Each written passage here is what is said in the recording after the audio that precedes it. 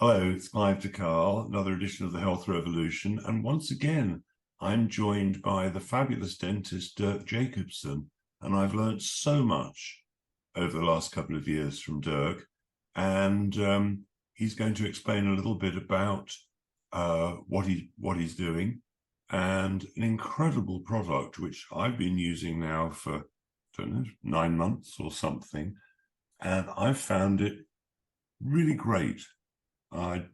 Every time I put this product into my mouth after I've brushed my teeth, I somehow feel assured that I've done the right thing. It's just a feeling, and it also tastes fantastic. The opposite from the dental poisons that most people are using. Yeah, well, thank you. Thank you for your kind words and for the introduction, Clive. I'm really excited to be here because I have a career being in dentistry that stretches back more than 33 years now. And then on top of that, I was studying. So I'm almost 40 years in that sort of business. And I don't get tired of talking about dental stuff. And I really enjoy that. That's why I'm quite excited to have the opportunity to speak to your audience, who's quite open to more holistic viewpoints in health and dentistry as well. And see, in dentistry, there's always this mystique about particular dental problems. Many people, and it's so on the forefront of everyone's mind because it affects everyone. So if you're in the grocery store or whatever, maybe it's just me because I'm a dentist, but I always pick up people talking about their latest dental appointment, or their brother has a problem, or whatever it is. So it is something that is very, very important for people. But there's so many misconceptions out there, especially when it comes to more alternative views of dentistry. And I'm happy to talk about that. And there's one thing, if we have the opportunity today to talk about one particular problem that affects almost every one of us. Up to 90% of us are somehow afflicted by gum disease. And see, there are two big problems in dentistry that most dentists are dealing with most of the time. Probably 95% of dentists of the problems that present are the consequences of two problems only. There's a hole in a tooth, so that's called dental caries. So if you have a hole in a tooth, what happens is that the hole gets damaged from the outside, and the hole is working its way to the inside of the tooth. The dentist comes along, drills it out, puts a restoration of filling into the tooth. And when it gets really bad, then the decay reaches the inside of the tooth, which is the nerve, and the pain starts. And once the nerve is involved inside the tooth, then there are really only two options, that is pulling out the tooth or root canal. And root canals has its own problems. So that's one form of disease that's called dental decay. But the other big thing is called gum disease. And it affects probably up to 90% over the age of 30 have problems with that sort of stuff. But nobody really knows what this is about, or there are so many misconceptions. See, many people, they go to the dentist, and the dentist comes along and says, oh, puts the probe into the gums, and there might be some bleeding, and then the diagnosis comes gum disease. And it has this threatening effect, but nobody really knows what's going on. And that's what I would like to tackle today, because that also leads us into the wonderful product that we produced together with Phoenix Aurelius, and you had him on your show as well. And we had this cooperation, Phoenix and I and Laura, my wife, to bring something on the market that doesn't tackle the mouth in a way where conventional dentistry, which follows germ theory, is trying to come up with a culprit who's causing gum disease, and that is a bacteria or a combination of bacteria. So conventional dentistry, the way that they try to tackle gum disease is to kill the bacteria. And they use really, you mentioned that, strong chemicals in mouthwash and toothpaste. And we are just moving completely away from that. But, and this is also very, very beneficial for people who are diagnosed with gum disease. So if I can just share the screen now, if that's okay. Can you see the screen? Yeah, the most common dental problems. Yes. So I talked about that. So we've got caries, which is dental decay, and then there's gum disease. Now, gum disease, so far in dentistry, it was dealt as a localized problem. So the gums were infected, and there are procedures happening in the gum. They are pretty localized. But over the last few decades, we now know that this is more a systemic problem with gum disease.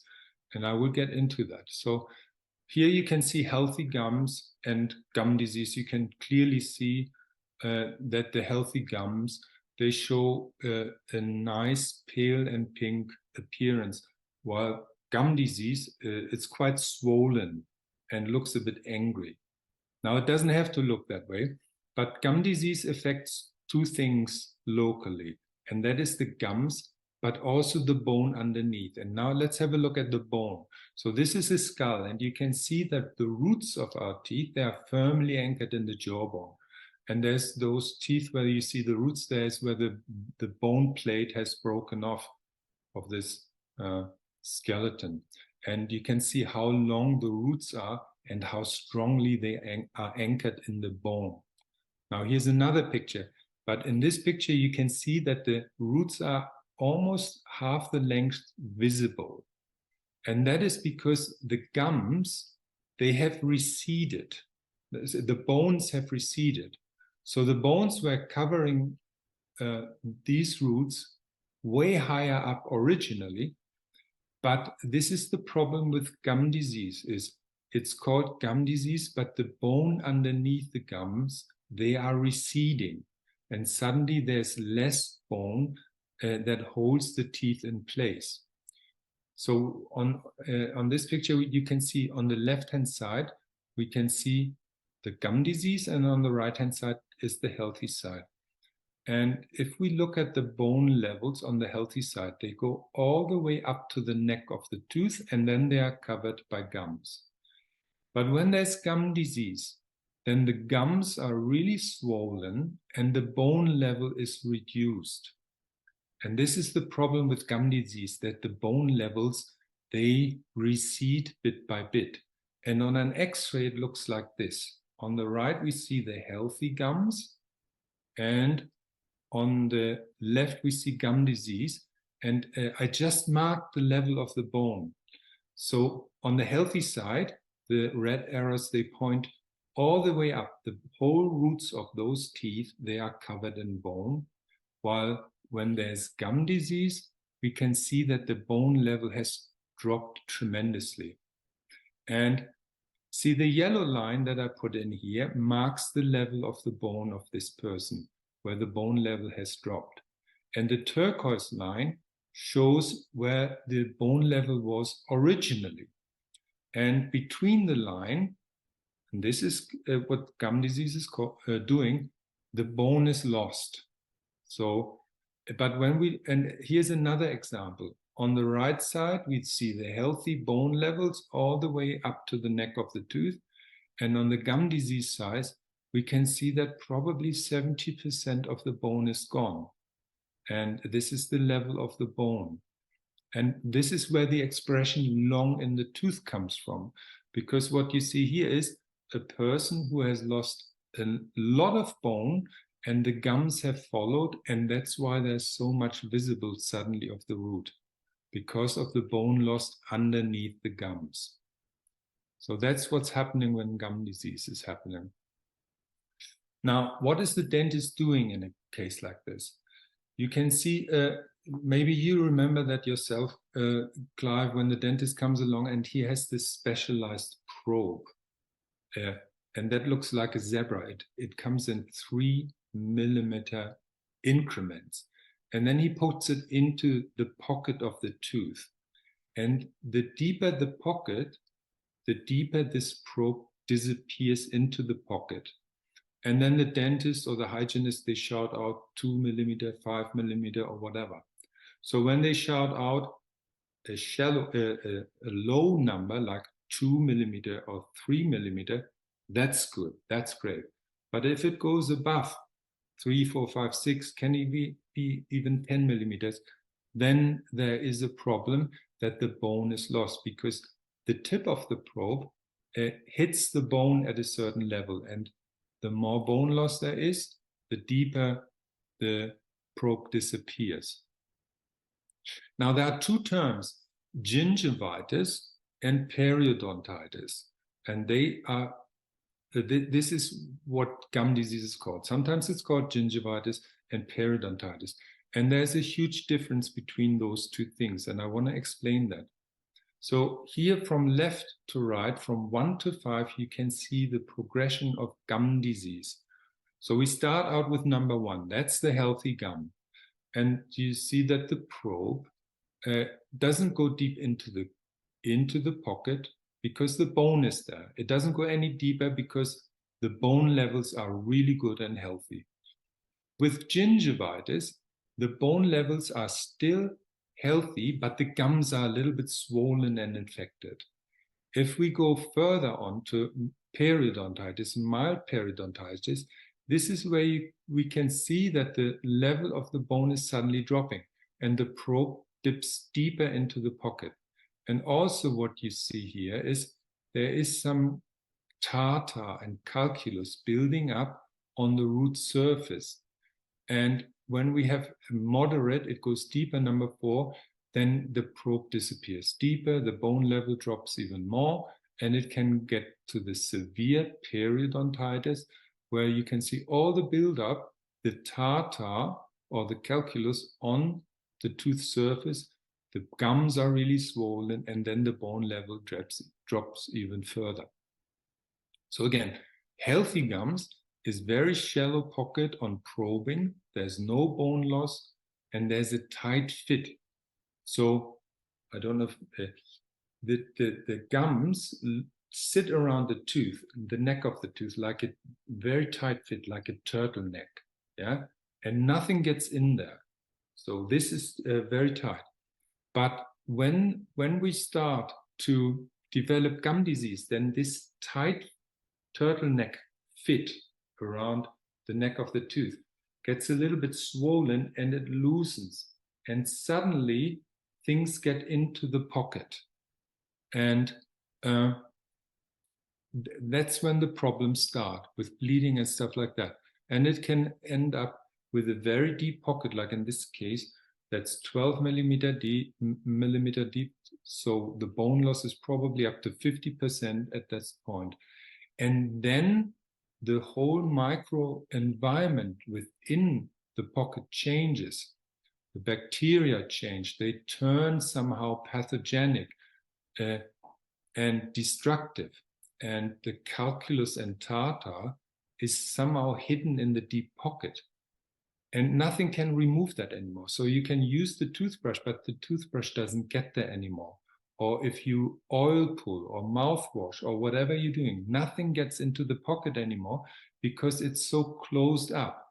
And this is a kind of a microenvironment where things can literally fester and it's undisturbed. And then they put these bacteria, the microorganisms in those pockets. They can do their dirty business undisturbed, produce toxins, and that keeps this process going. That's the problem with gum disease. So what are the symptoms? So we have bleeding. That's the most important symptom. When you brush your teeth, for example, the gums can be looking swollen and there is bone loss. Some people have bone loss so that they appear a little bit long in the tooth. And teeth can become loose because literally the foundation, the bone is eroding away, and the bone holds the roots of our teeth. So, and okay, this is another picture where we develop the pocket and we can see the tartar calculus building up. here, and that keeps the infection going. Now, we have to look at the blue box there, because I marked the calculus brownish. Normally, we don't see this buildup in an X-ray, but there's quite some buildup, and this sits under the gums. So the gums are covering it. And this is what it appears on the X-ray. And this is a patient of mine. This is what I see almost on a daily basis. Yeah, we see when people come for a routine checkup, and then they have calculus buildup, and it's mostly on the inside, on the bottom teeth. And you can see this yellow collar of tartar that sits around the inside, and it's really literally pushing the gums downwards. So it builds up layer by layer by layer. And that, when we remove this, so I did this on those teeth here, I left the calculus here just for demonstration purposes. And underneath the tartar, suddenly we see the gums appearing, and they look a bit angry, but now they have the chance to heal, and they have the chance to breathe. And this is the first step for them to heal. But as I said, this tartar buildup that can slip into the deep pockets, and then we have that. This is a computer image where they just computer-wise took the gums away, and that sort of stuff is really glued to the tooth surface, and it's not removed easily. That's why the dentist comes with some instruments to remove it. It's a bit like if you imagine like a milk, if you've got it burned on the pot, that really also glues somehow to the bottom of the pot, and it doesn't come off easily. So I talked a little bit now about the localized effect. So this is actually what happens around the gums and the tooth itself. But we now know that there's also systemic problems developing with gum disease. And we can imagine in the deep pocket here, the tissue around here, that's a way for bacteria to wash into the system. So this demonstrates the buildup, and this tissue here, it's a bit like the oral mucosa, which is, if you imagine the GI tract starting at the mouth and ending up at the end where we poo, that's the gastrointestinal tract. And the mucosa covering it is very delicate. It's a one-layer epithelium. And now with gum disease, we are talking,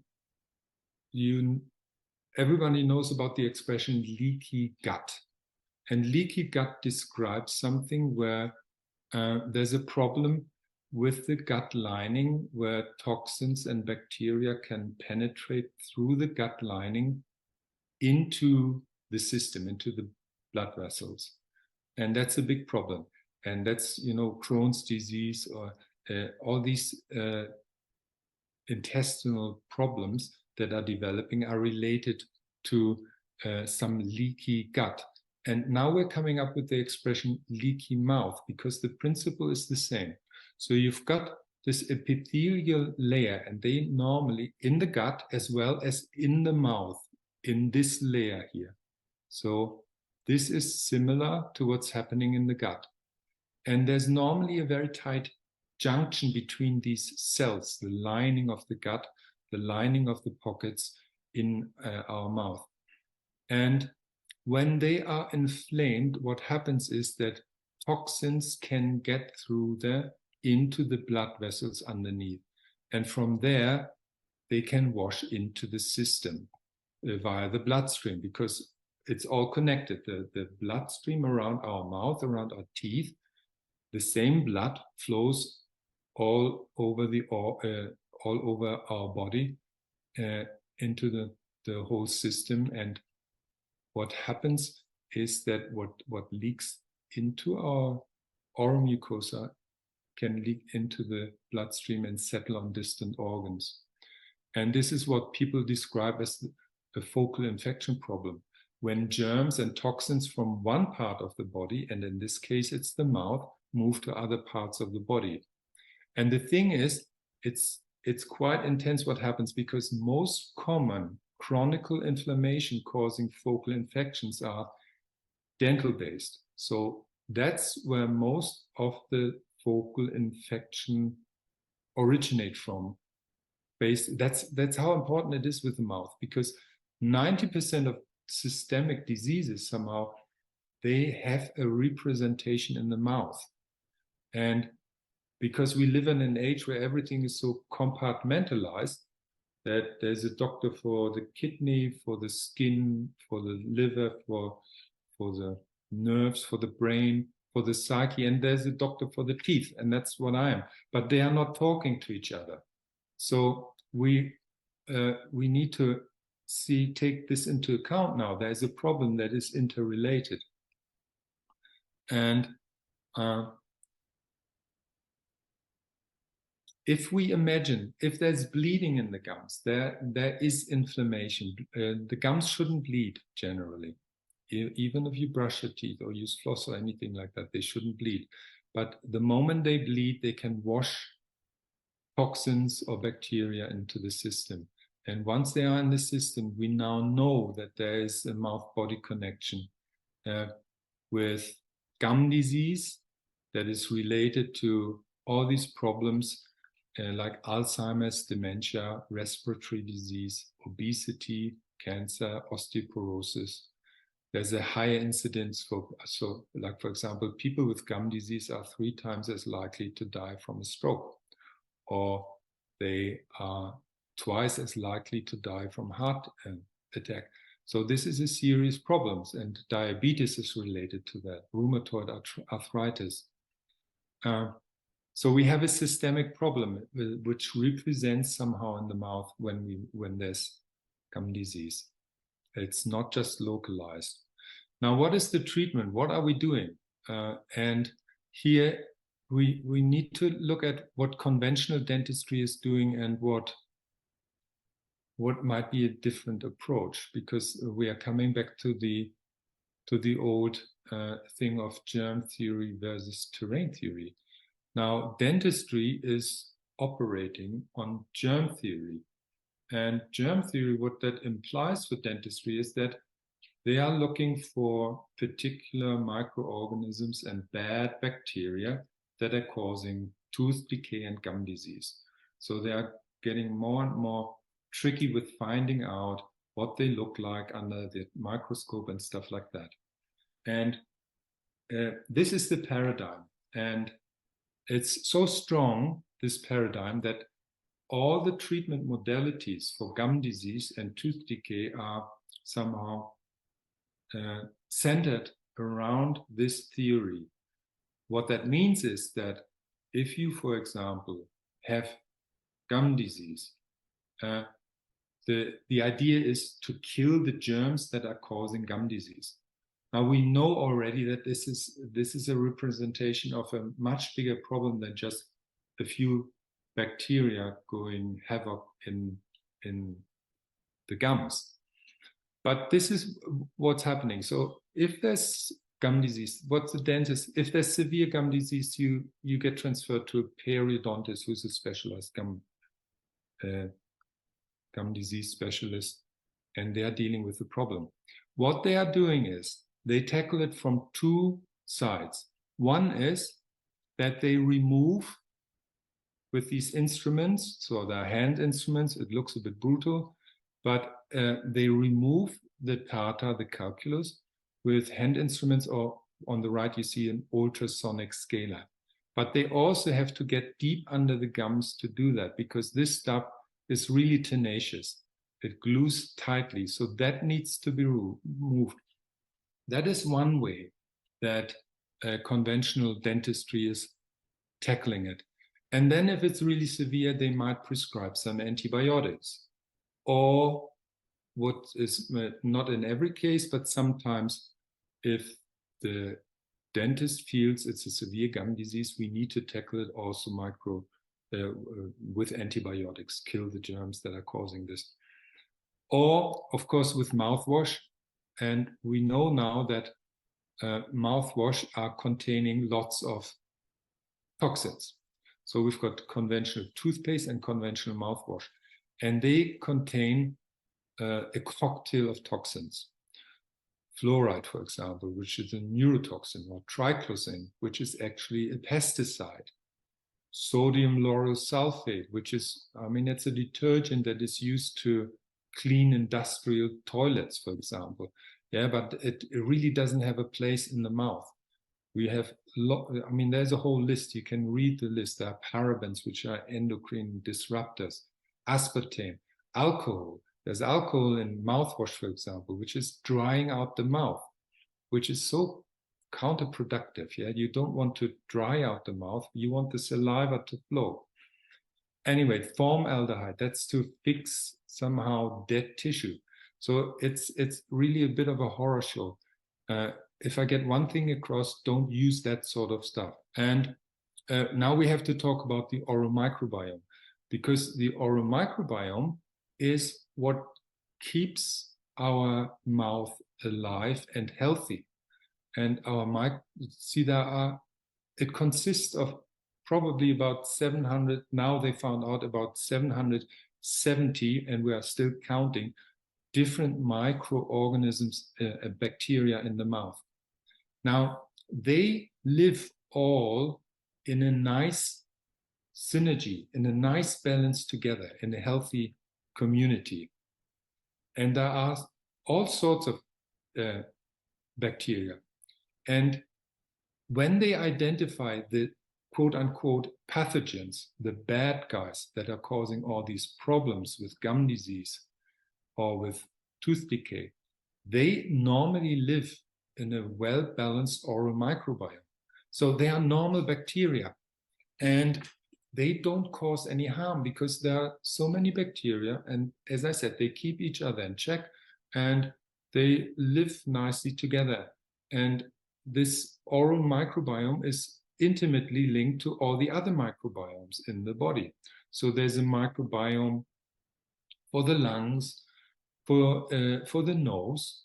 On our skin, there's a microbiome, and of course in the gut and in our sexual organs. So these microbiomes, they all work nicely together, and they mingle together, and they are dependent on each other. So yeah, well, that was that, Clive. That was my little presentation. So let's talk about the tooth terrain. Are you saying that the tooth terrain is going to rebuild the microbiome in the mouth? Well, see, of course, we don't have the research like universities have to back that up, that we can say it has built up. But what Phoenix and our intention was this.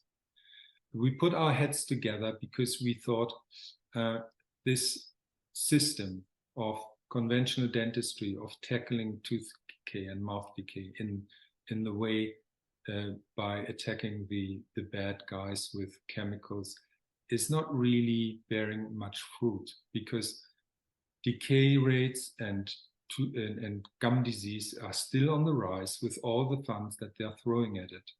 And we were sticking our heads together to say, look, we need to find something that is more balancing for the oral microbiome, that is not attacking the oral microbiome, because all the research, and I'm also talking about, I also need to, we need to be cautious about the alternative products, because they are also, if you go and get alternative mouthwash, they are based on essential oils, but they are based on a very, very strong concentration of, let's say, tea tree oil, peppermint oil, that are antimicrobial. There is research out there that is proving that. But the research is coming from the paradigm, we need to kill the bacteria that are causing these problems. And instead of using bad chemicals, they use essential oils in strong concentrations, but they are basically doing the same as the chemicals in mouthwash. They are killing indiscriminately, and they are messing up the oral microbiome. And all the research, and it all sounds very great. Oh, tea tree oil is helping gum disease because it's killing microorganisms. But indiscriminately, they're washing away all, they're killing of the microbiome indiscriminately. And we wanted to get away from that. And we wanted to also have a product that we can swallow. So all the ingredients that we were choosing were food grade ingredients. And Phoenix, he comes from a background of from spagyrics, traditional Chinese medicine, even going back to Taoist medicine, and his knowledge led him to a combination of some very mild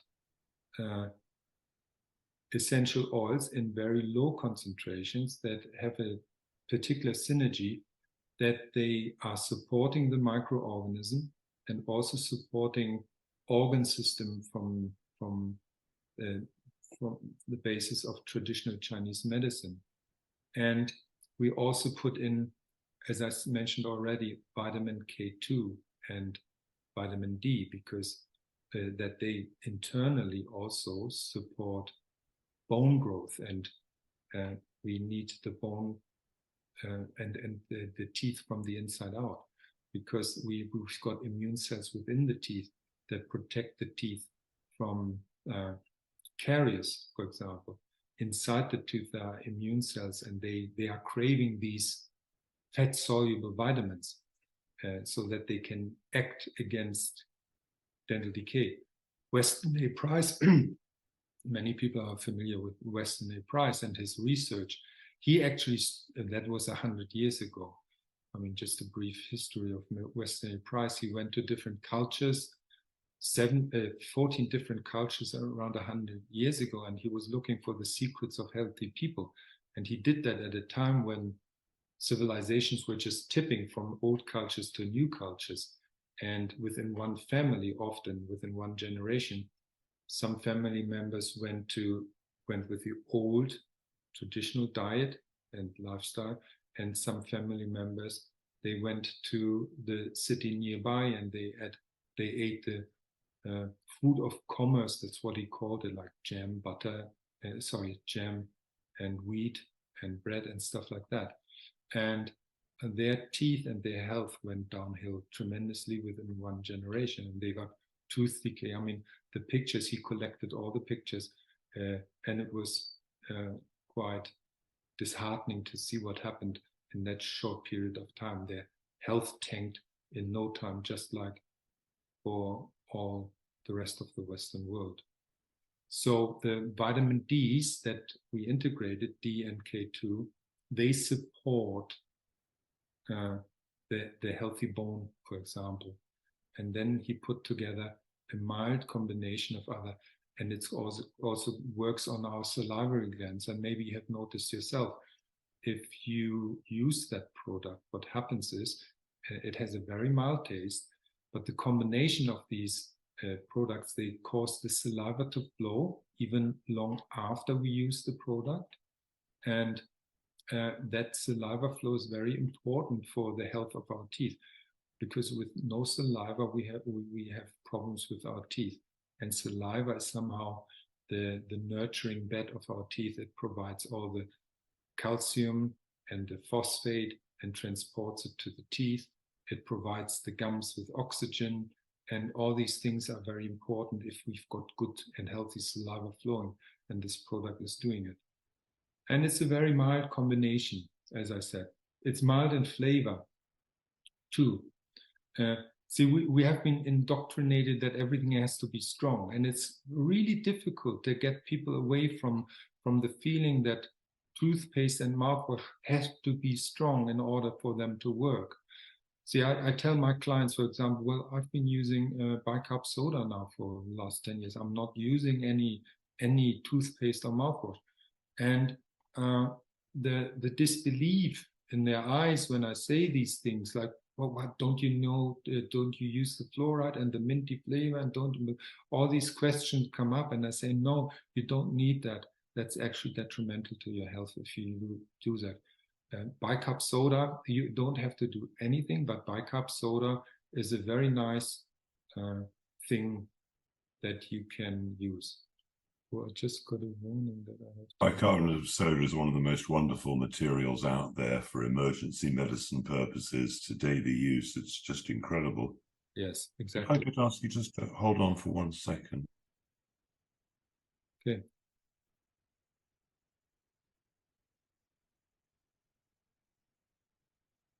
So would you say that if somebody woke up one morning and they realize they've got a bit of pain, they think they've got a cavity, yes, using this a couple of times a day, do you think that that would give the environment of the mouth enough time to repair itself and regrow? I think, yes, that would be a wonderful thing. Clive, I'm very sorry now. My computer's given me a little bit of a warning sign that I just have to look at something why this is happening, because I hope they don't cut us off just like that. Well, I might have to change the computer if that happens. Sorry for that. I don't know what it's doing. So I think it's now we have to also take into account, Clive, that it's one way to tackle an oral health mouth that is great. And I have now many patients trying to do this. I check them, I check their gum disease, and in a combination with good oral hygiene measures, their gums have improved tremendously just by using this product and doing the right thing at home with the right brushing technique. As I said, the plaque that builds up needs to be removed so that it's not somehow reintroduced all the time. And I am very confident that we get these results, that if we don't use the chemicals anymore and if we use this natural product, that we can reestablish a balanced microbiome. Yes. So that's the good thing about this. And that it's just a very mild, and it has these mild flavors. Again, the saliva is also contributing to the reestablishing of the oral microbiome. So just imagine these are your teeth, yeah? The way to go about it, I highly recommend an electric toothbrush, but you don't need an electric toothbrush. So we need two things. If you've got an electric toothbrush, you can do it with a manual one. But when you open your mouth, you need to start with the very back tooth. So this is the very back tooth. Open the mouth really wide, and then you start with the very back tooth. And the center of the toothbrush follows the gum line. So I try to do that right now. So here, and then follow the gum line all the way from tooth to tooth until we get to the very back tooth here. And we go behind the back tooth. And then we start again. So it's important to always start with, to have this system. Yeah, it makes it so easy. And then you go, and my finger is the tongue. You have to squeeze it to the very back tooth from the inside. And you stay on the gum line. And what the thing is that the toothbrush sits way deeper in the mouth, on the tooth, then most people are doing it right. So again, you follow the gum line all the way here, until you get to the back tooth here. And then you brushed all the teeth from the outside and from the inside. And the third round would be the chewing surfaces. So now you brushed all your teeth from the outside, inside, and especially the gum line. So it doesn't make much sense. It doesn't make much sense to brush the teeth here. But most people get that wrong. They don't go high on the gum line. Again, the center of the toothbrush sits on the gum line, following the gum line. Now, the next thing is we need to brush between teeth, because we can brush all day long on the outside, inside, and chewing surfaces, but most of the problems, they start between teeth where the toothbrush doesn't go. Yeah, so between teeth. And these are relatively new brushes. They're called interdental brushes, but they are made of silicone. And you can see they're a bit like a Christmas tree. So they are tapered. There are the other ones that have a wire. They are built like a bottle brush, but these are much better. So they go between teeth. And you start again with the very back tooth. Yeah, and you go inside, outside, and then you go from tooth to tooth, and you do that, or you use dental floss. But once you've got gum disease, you have lost a little bit of bone between teeth, and then the dental floss is not good enough anymore. Then you need something that fills out the space completely. So that's what you require there.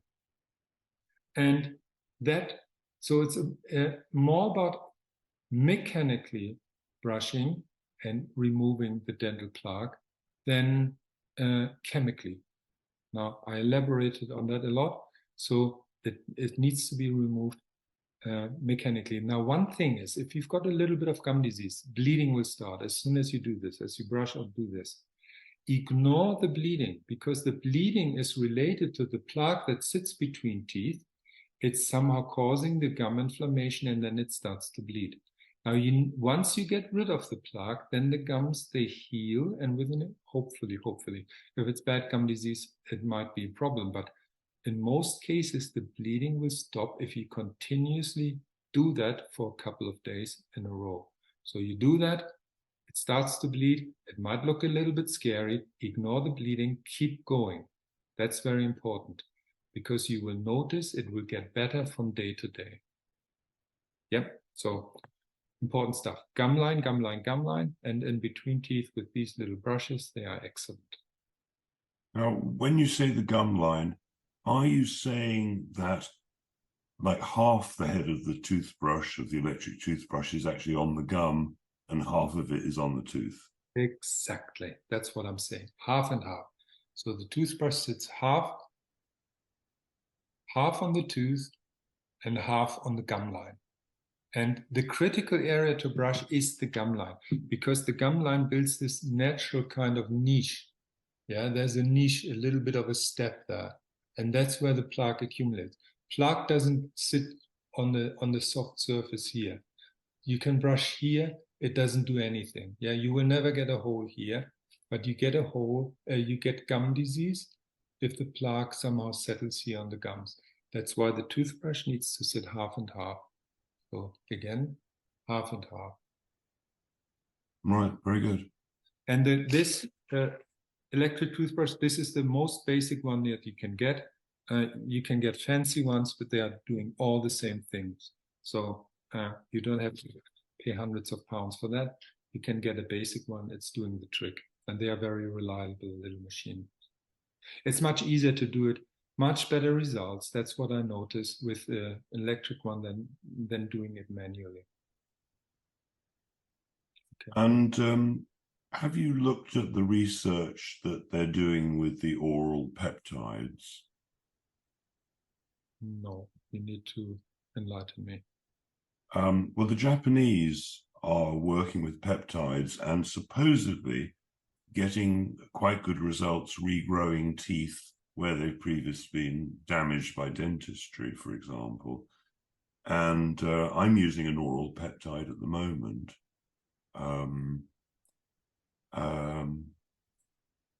doing a few things for my teeth. I have been using a specifically designed probiotic for the mouth.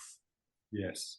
But recently I brought out a new product, I haven't got it in front of me actually, called Panaceum, which is a group of oligosaccharides.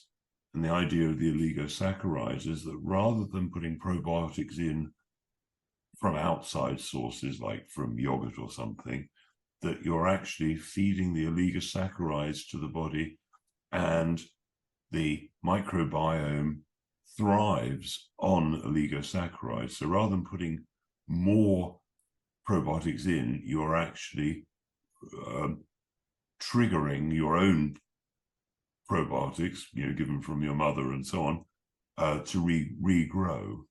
Mm-hmm. So I've made a couple of videos about it. I could send you.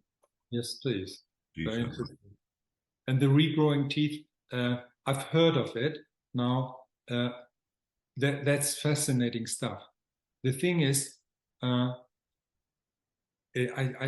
don't think it will be readily available. And see, there needs to be a tooth germ for them to grow into the bone. I think that it should be working like that. what's the principle of it working?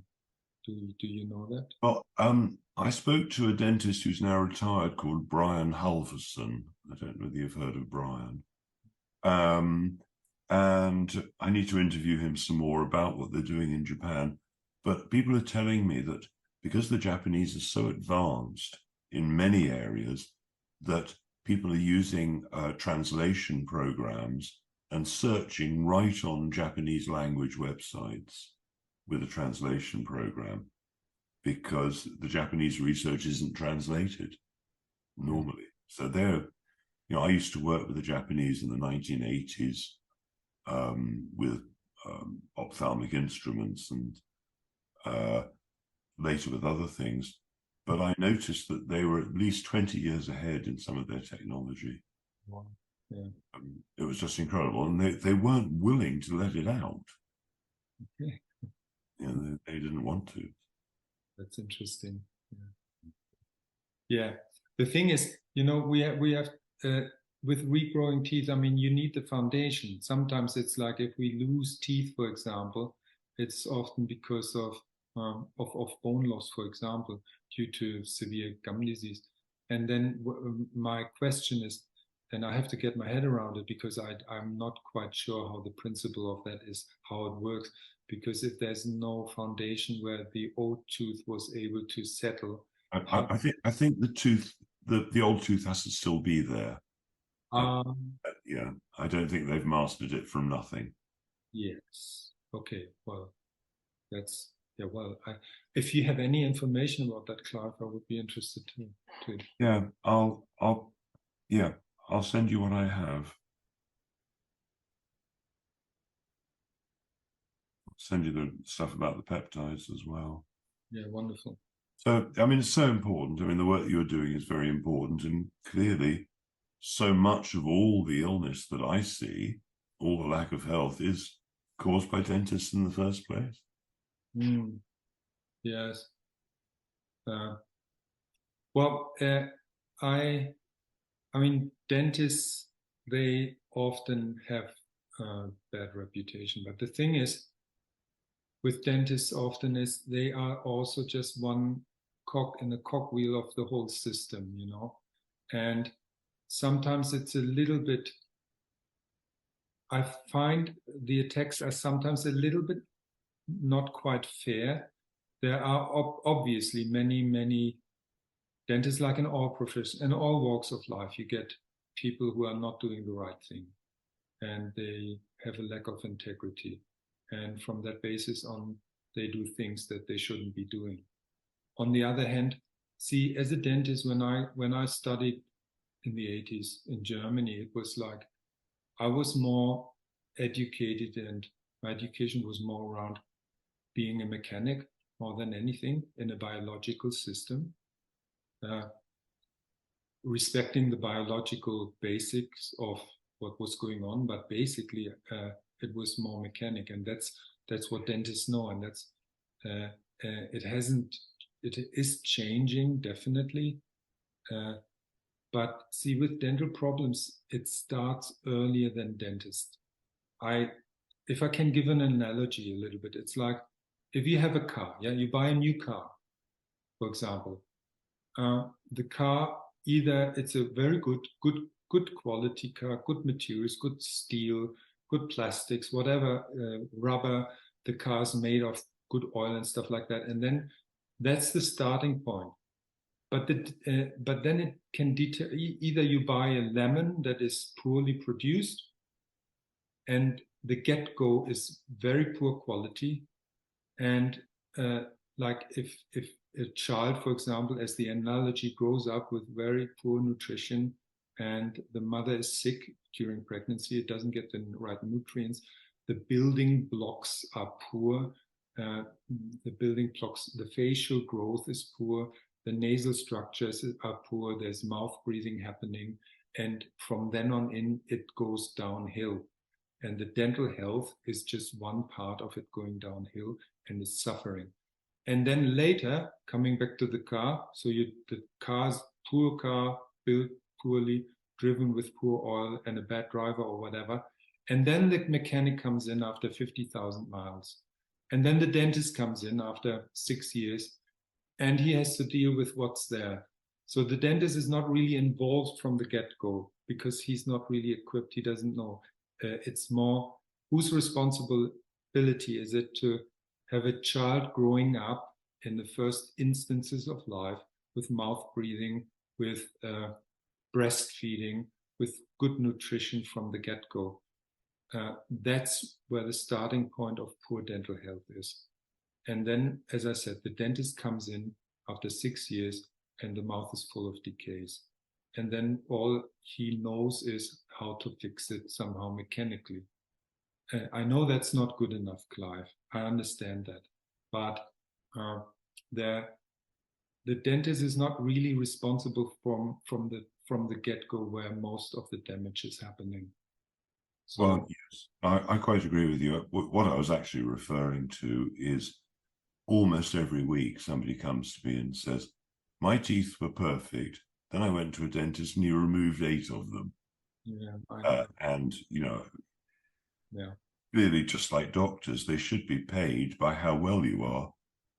Well, that is Keeping you super healthy rather than making money by removing bits of you. yeah, that would be a good model. I think the Chinese, or the old Chinese, not these days, but they worked on that model, didn't they? Well, exactly. The family paid you, but if one person in the family got ill, the whole family stopped paying you. Sounds like a great method to me. Yeah, that's a good method, yeah. But the whole, I mean, look, it's such a wonderful, it's such an evil, wonderful business model, and the whole medical system is operating on that, you know? Like, I mean, where did they start? I think 150 years ago, there was a little bit of a different approach, but I mean, we know about the Rockefellers and stuff like that, and how they introduced this money generating system that thrives on us getting sicker and sicker, you know? Yes. Well, hopefully more and more people are waking up to that and realizing that we are self-repairing. Yeah. Even though we may have been told it's not possible, it is increasingly being proven that actually we can self-repair pretty much every part of us. Yes, that's amazing. I mean, the research is coming out that we can repair even the brain, even structures. The liver, I think you can cut out 90% of the liver and it can regrow. I mean, that's amazing. It's Now, happening incredibly quickly, like 3 months and it's back. that's amazing. Now, I have to say that dentistry, unfortunately, is a little bit different when it comes to disease progression. The problem is if you have a tooth, let's say this is the tooth, and suddenly you have a crown on top. The only reason why you have a crown on top is because maybe the tooth was decayed and they had to, or the dentist had to cut away tremendous amount of tooth structure to put the crown on. Now, this cannot regrow, you know, or if you have, let's say, bypass operation or new replacement, yeah, there are limitations. But if an organ or whatever is untouched, then yeah, that's amazing. It can heal itself under the right circumstances, given the right environment. You know, that's tremendous. Years ago, somebody I knew, he was born with a twisted foot and he could never run like the other kids. And age 40, he decided he was going to buy some anatomy books and he was going to physically and mentally manipulate his foot straight. Took him 4 months, but you know, he began to understand the musculature and the way the bones were. And over 4 months, he manipulated and thought his foot straight. That's just amazing. That's just amazing. When I worked in Tasmania, I had a patient who had severe Parkinson. I mean, he was a mess. And he learned to work with his hand. So he was carving kind of wood figures, like chess figures, that size. And it was a skill that he was hardly able to do. But he had such a strong willpower and he just so wanted to become healthy again. And in the meantime, I removed all his amalgam filling safely so that he was not intoxicated by any mercury or whatever. And it was just so beautiful to see that he was then capable to be. He looked absolutely normal, and you couldn't see any traces of Parkinson anymore. So there's a combination: get rid of the toxins, and the power of his mind was, and of course discipline, because it was a struggle for him to even hold the tool and the block of wood to begin with, and then he was in the end achieved the amazing ability to make these intricate kind of figures out of it. So all his neural pathways were just reconnecting again, or whatever happened in his brain, that he was capable to do that. Well, fantastic. We are wonderful, incredible beings. So with the Tooth Terrain, we're going to put that on our website so people will be able to purchase that. Fantastic. Thank you. Hopefully everybody will go for it. I think it's brilliant. Okay. It's not often I rave about. Yes, we are also very happy. And as I said, with Phoenix and Laura, we had a really good cooperation. We mingled around with some different ingredients and stuff like that. And finally, after a long time, we ended up with this product, and it's wonderful. And yeah, so there you go. And thank you for taking on that product. And I hope your audience will like it. I'm sure they will. Okay. Thank you so much, Dirk. Well, thank you, Clive, for having me.